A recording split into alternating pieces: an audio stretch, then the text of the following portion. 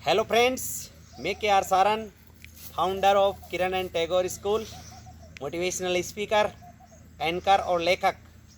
मित्रों, आज विजयादशमी है और हमें भी अपने जीवन में विजय प्राप्त करने के लिए इन पॉइंट्स को यदि आपने गेन किया, प्राप्त किया, तो आप बहुत बड़ी विजय को प्राप्त करेंगे।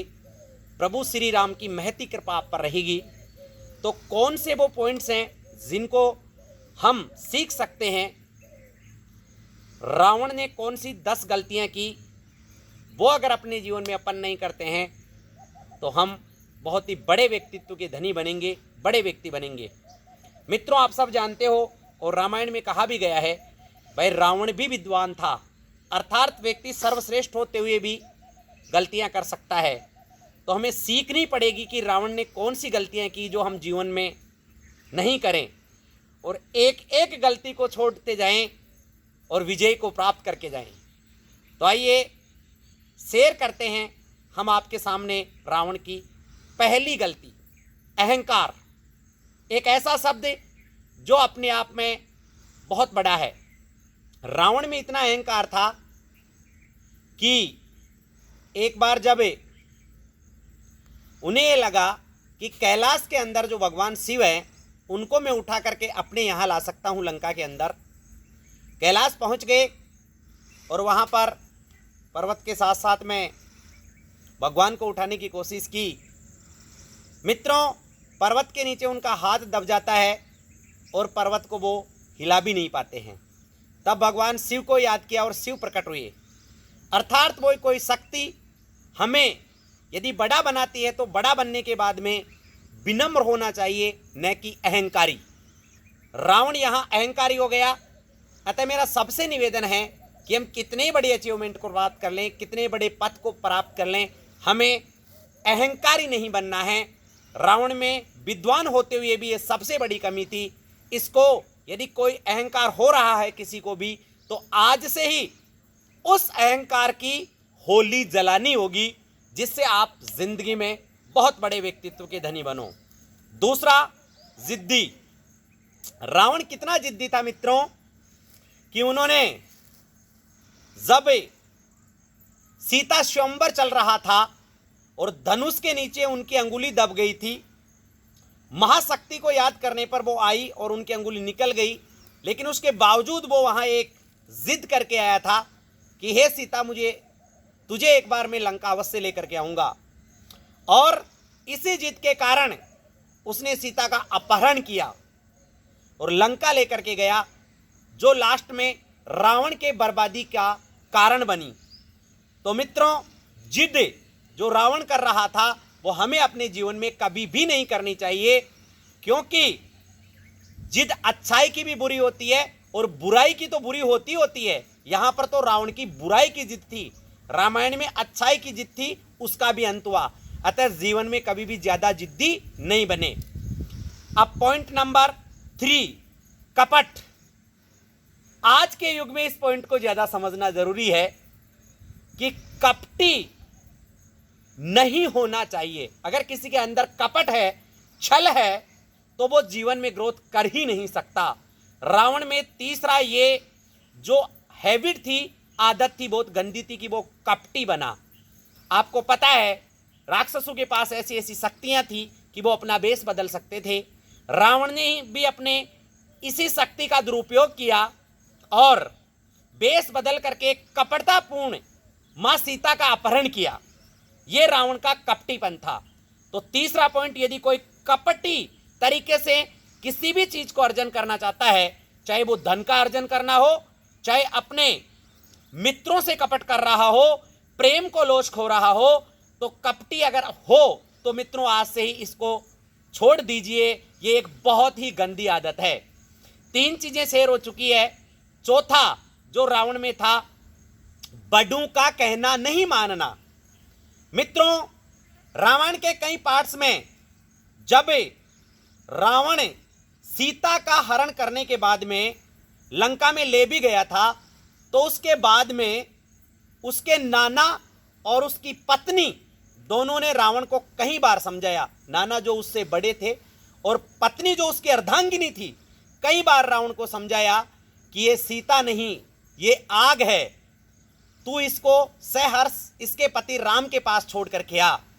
लेकिन रावण ने कभी भी बड़ों का कहना नहीं माना। मित्रों, मैं आपसे कहना ये चाहता हूं, आप बड़ों का कहना मानिए और बराबर वालों का भी कहना मानिए, जो आपको सही रास्ते पर लेकर के जाते हैं। यहां पर रावण ने यह गलती की, इसलिए उसका अंत हुआ। पांचवां, अपनों का अपमान करना। यह रावण की और भी बड़ी मिस्टेक थी। मित्रों, यदि आपके जीवन में भी ऐसा कहीं चल रहा हो कि कोई अपने अपने साथ और हम उसका अपमान कर रहे हैं, तो इससे बड़ी गलती जीवन में कोई होती नहीं है। इसलिए रावण ने यह गलती की, और कहां की मैं आपको याद दिला दूं कि उसका भाई विभीषण जब उसको सलाह देने के लिए आया, जब उसको समझाने के लिए आया, तो उसने भरी सभा के अंदर विभीषण का अपमान किया। अब आप सोचिए, विभीषण भाई तो रावण का था, लेकिन अपमान एक ऐसा शब्द होता है, यदि वो कहीं भी हो जाए तो वो अपने विपक्षी से भी जाकर मिल लेता है। अतः महत्वपूर्ण यह है कि हमें अपनों का कभी अपमान नहीं करना चाहिए।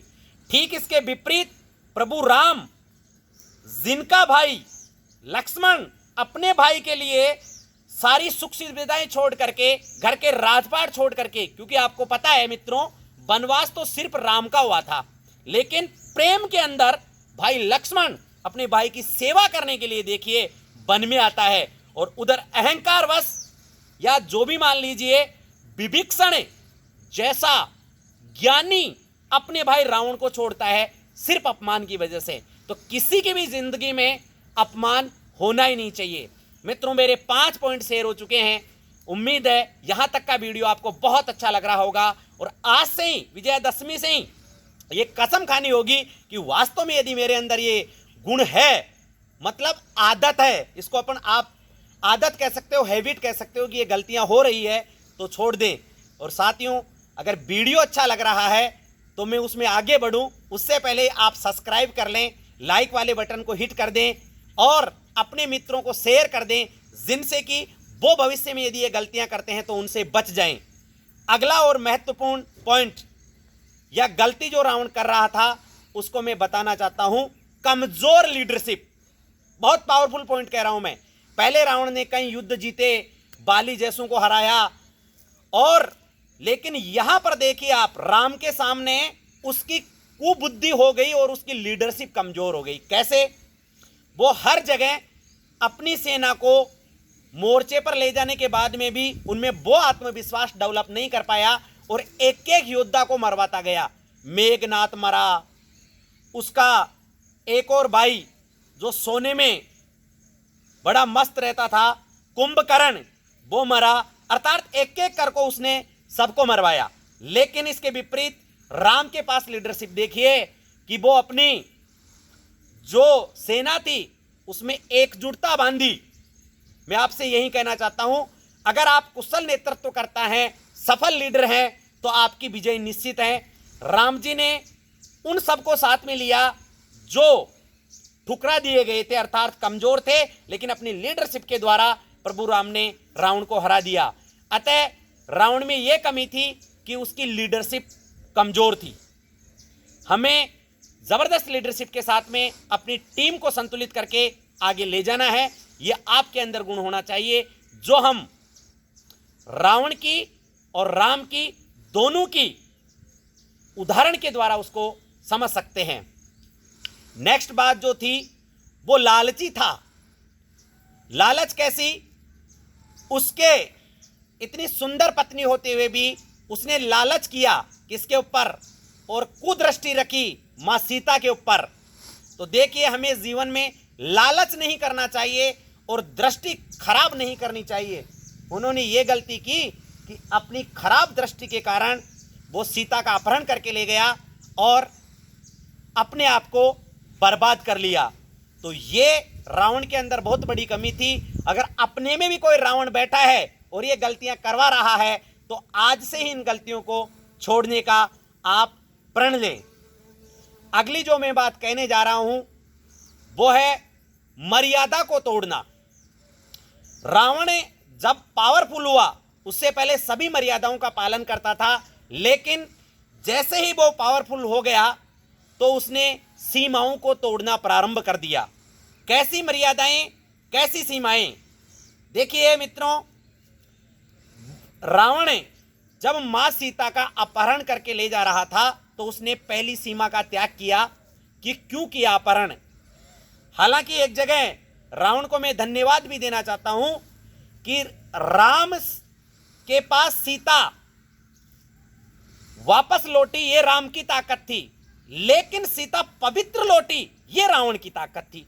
लेकिन उसने मर्यादा कहां तोड़ी? जब अपहरण किया तब तोड़ी, क्योंकि उसने पर स्त्री के हाथ तो लगा ही दिया। तो मित्रों, मेरा कहना यह है कि यदि हम अपनी मर्यादाओं के अंदर रह करके किसी काम को करते हैं तो हमारी चारों तरफ ख्याति प्राप्त होती है, प्रतिष्ठा बनती है। ठीक इसके विपरीत यदि हम सीमाओं से बाहर जाते हैं तो हमें भी दंड मिलता ही है। पापी, यह शब्द भी यूज कर रहा हूं मैं। पाप कैसा? देखिए मित्रों, उन्होंने अपने, उनके मामा थे, वो भी रूप बदल सकते थे, तो पाप करवाया उनको। वहां जब औषधि लाने की बात आ रही थी तो हनुमान जी के सामने ला करके उनको मरवाया, वो बहुत बड़ा पाप था। एक तरफ भगवान देखिए कि उनका भाई लक्ष्मण जब मूर्छित अवस्था में था तब उनसे कहा गया कि यदि प्रभु आप यदि अपने कुल वंश की थोड़ी सी मर्यादा को छोड़ दें तो मैं, डॉक्टर के द्वारा कहा गया था, आपको पता है, तो मैं आपके भाई को जिंदा कर सकता हूं। लेकिन प्रभु ने एक बात कही कि रघुकुल रीत सदा चली आई, प्राण जाय पर वचन न जाई। कि मेरे रघुकुल की यह रीत है डॉक्टर साहब कि मैं अपनी मर्यादा और सीमाओं को नहीं तोड़ सकता, चाहे मेरे प्राण ही चले जाए। मित्रों देखिए, जब उन्होंने रघुकुल की रीत को नहीं तोड़ा तो न तो प्राण गए और आज वो बात अमर हो गई। इतने युगों युगों के बाद में भी हम उसकी बार बार तारीफ कर रहे हैं। तो मेरे कहने का मतलब है, अगर हमारे जीवन में भी कहीं ये चीजें चल रही हो तो आज से ही विजयदशमी के ऊपर कसम खाइए और इनमें से एक एक करके अपनी आदतों को छोड़ते जाइए। वो दिन दूर नहीं जब आप भी बहुत पावरफुल व्यक्ति बन जाएंगे, आपके अंदर भी गजब का आत्मविश्वास आएगा। और अंतिम चीज जो रावण में थी, जो गलती रावण कर रहा था, वो है आकलन नहीं करना चीजों का। कैसी गलती? आकलन नहीं करना चीजों का। ये हमारे जीवन में भी हो सकता है कि लगातार हम लॉसेस की तरफ जा रहे हैं, लगातार हम भावनाओं में बहकर के गलत कार्य करते जा रहे हैं, लेकिन अगर आत्म मंथन नहीं किया, आकलन नहीं किया तो बर्बादी निश्चित है। जैसे रावण के सामने कई मौके आए थे, प्रभु राम ने अंतिम बार भी उसको समझाया था कि अब आपके वंश का इतना अंत हो चुका है। उनके नाना बार बार समझा रहे थे, उनकी पत्नी बार बार समझा रही थी कि वंश बर्बाद हो चुका है, अब कुछ ही बचा है। अगर वो चाहते तो वहां से भी समझ सकते थे, लेकिन उन्होंने आकलन ही नहीं किया इन चीजों का और अंततः उनका बर्बाद होना ही पड़ा। तो मित्रों, मेरा कहना यह है कि अगर रावण जैसी कोई बुराइयां अपने अंदर चल रही है तो आज से त्याग कीजिए। अपने किसी मित्र के यहां चल रही है तो प्लीज इस पावरफुल वीडियो को शेयर कीजिए, जिससे आप अपने मित्र की जिंदगी में जबरदस्त तरीके से इन बुराइयों को मिटा करके ग्रोथ कर सकें और आने वाले समय में एक सफल व्यक्ति उसको बना सके। धन्यवाद। जय भारत, जय विजयदशमी, जय श्री राम।